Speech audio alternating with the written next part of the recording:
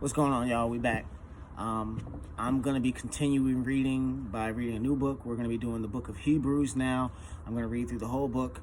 The book of Hebrews was written in 60 to 70 AD. We don't know exactly which apostle wrote it. It was either Luke, Barnabas, Apollos, or Paul.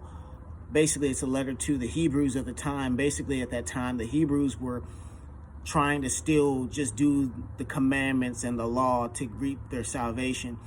Nothing wrong with the law, nothing wrong with the commandments, but you can't achieve salvation through it, because if you don't follow one of them, it's as if you broke the whole thing, meaning you, no matter what, it's either you get 100 on a test or you get a 0 or you fail, and no one was going to get 100.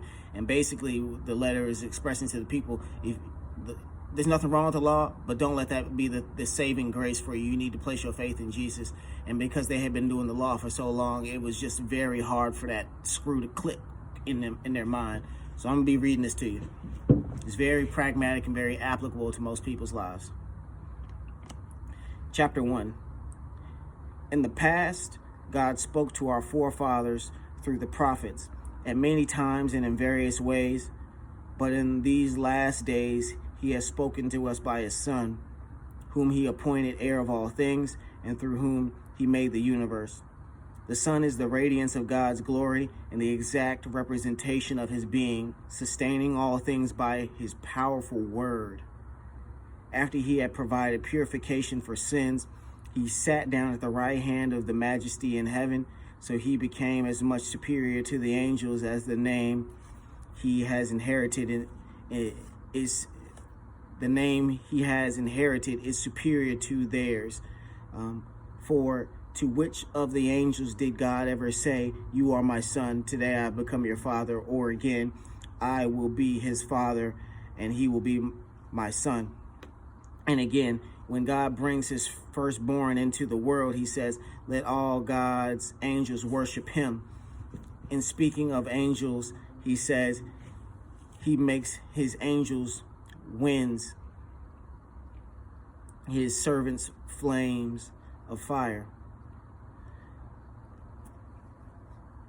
But about the Son, he says, "Your throne, O God, will last forever and ever, and righteousness will be the scepter of your kingdom.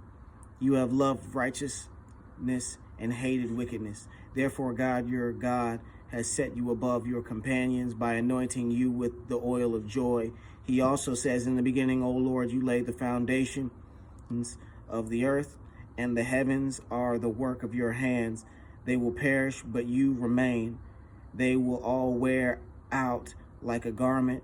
You will roll them up like a robe. Like a garment, they will be changed, but you remain the same, and your years will never end. To which of the angels did God ever say, "Sit at my right hand until I make your enemies a footstool for your feet"?